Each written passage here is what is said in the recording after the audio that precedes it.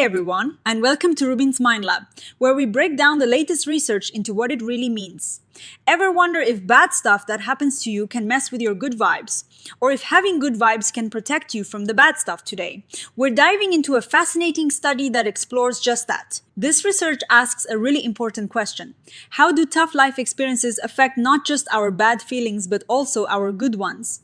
We often hear about how bad events lead to depression or anxiety. But what about our happiness and life satisfaction? Can those take a hit too, or can they actually act as a shield? So imagine this new study looked at students and asked them about difficult things they've been through. Then they measured how happy or satisfied these students felt, and also how much depression, anxiety, and stress they were experiencing. The big idea here is to see if going through something tough is linked to having less good stuff and more bad stuff in your life. Mentally speaking, think about it, most of us at some point will face something hard. A breakup, losing a job, a family illness, maybe even something more traumatic. Science has shown us for years that these events can lead to really tough mental health issues like post-traumatic stress and depression. For example, studies have found that even just experiencing difficult events in childhood can predict more depression and anxiety later on. And it is not just big traumas, everyday stressors like problems with friends or family can also take a toll. But here is where this study gets really interesting. While a lot of research has focused on the negative side, this paper wants to shine a light on the positive side of mental health. They're talking about things like life satisfaction, feeling happy, and just generally having good mental well-being. They're looking at this through the lens of the Dual-Continua Model of mental health, which basically says that having good mental health and having poor mental health aren't just opposite ends of the same line. They're like two separate things that can go up or down together, or sometimes independently. So you could have some symptoms of distress but still have a good amount of positive mental health, or vice versa. Okay, so how did they figure this out? They gathered information from over 400 university students. These students filled out online surveys. They were asked if they had ever experienced a distressing or traumatic event. If they said yes, they described it, said how long ago it happened, and importantly, how much it affected them at the time and how much it affects them now. Then, they completed a bunch of questionnaires measuring their positive mental health, their life satisfaction, how happy they generally felt, and also their levels of depression, anxiety, and stress. They used established scales for all of this, like the DAS-21 for the negative symptoms and other scales for the positive ones. The researchers then crunched the numbers. First, they looked at the whole group of students to see if just having experienced any distressing event was linked to their overall mental well-being. They did this using something called correlational analyses. Think of it like drawing a line between two things to see if they tend to move together. They also used something called a MANOVA, which is a way to compare multiple outcomes at once between different groups of people. Then, they focused on the students who had experienced a distressing event. For these students, they wanted to see if the current feelings about that event, how many events they went through, and how recently the event happened were linked to their mental health. This part is key because it gets into the ongoing impact of these experiences. So, what did they find? In the big picture, looking at all the students, the study confirmed what we might suspect. Experiencing a distressing life event was indeed linked to lower levels of positive mental health and life satisfaction. Basically, students who had been through something tough tended to feel less happy with their lives and less positive overall. And on the flip side, these same students also reported higher levels of depression, anxiety, and stress. So, the negative stuff definitely showed up. Interestingly though, for the whole group, the link between distressing events and subjective happiness wasn't statistically significant. This means it wasn't strong enough to say for sure that just having gone through something bad automatically makes you less happy. Although it did impact life satisfaction and positive mental health. The more detailed analysis, the MANOVA, really backed this up. Students who had experienced a distressing event showed significantly lower positive mental health and life satisfaction and higher scores on depression, anxiety, and stress compared to those who hadn't.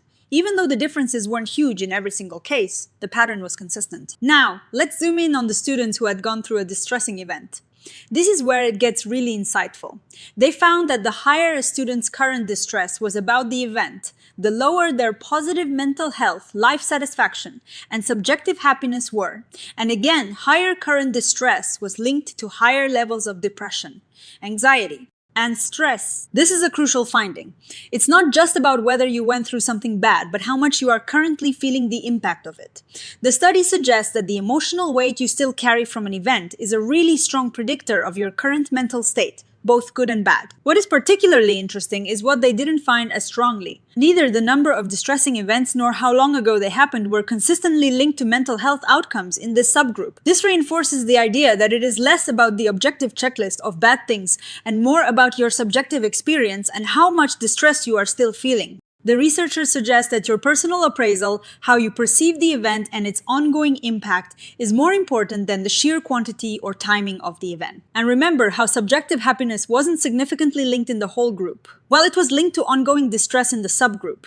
This hints that happiness might be a bit more sensitive to your current psychological burden, rather than just a history of events. It is more about how you feel right now because of what you've been through. So, what does this all mean for us? First, it tells us that distressing life events have a broad impact. They don't just affect our negative feelings. They can chip away at our positive well-being too.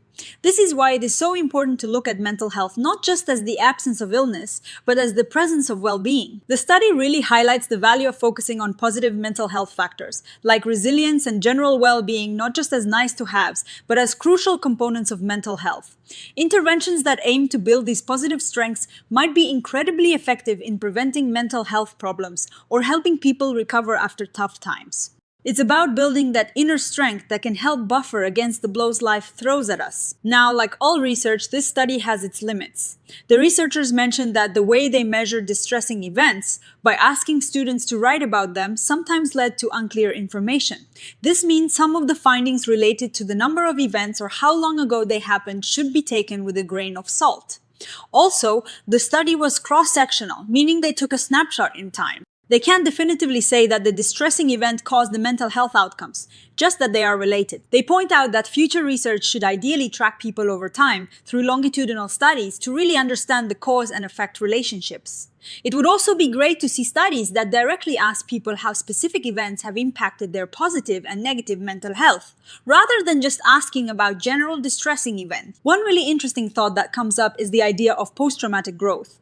While this study didn't directly measure it, the researchers suggest that some people might experience positive changes after a difficult event. This could be why subjective happiness wasn't always negatively impacted. Imagine going through something incredibly hard and coming out stronger, more appreciative of life, or with a deeper understanding of yourself. Future studies could explore how this growth interacts with overall positive mental health. In conclusion, this research gives us a more complete picture of how distressing life events can affect us. It's not just about avoiding the bad stuff, it's about cultivating the good. The study strongly suggests that focusing on building positive mental health alongside addressing symptoms of distress is a really promising path for both preventing mental health issues and helping people thrive, especially for young adults navigating the pressures of student life. So, what is my take on this? I think this study is super valuable because it reminds us that mental health is a spectrum, and focusing only on the negative doesn't tell the whole story. The emphasis on current distress being a major factor is a powerful takeaway. It suggests that how we are currently coping and feeling about past experiences is key. It makes me think about how important it is to not just get through tough times, but to actively nurture our well-being and resilience. This research opens the door for interventions that help people not just cope with trauma, but also to actively build a richer, more positive mental life. Imagine programs that teach skills to foster happiness, life satisfaction, and a strong sense of personal well-being even in the face of adversity. That is the kind of proactive approach to mental health that I think can truly make a difference. If you found this breakdown helpful, please hit that like button, leave a comment with your thoughts on this research, and subscribe to RUBIN'S Mind Lab for more explorations into the fascinating world of psychology. See you next time.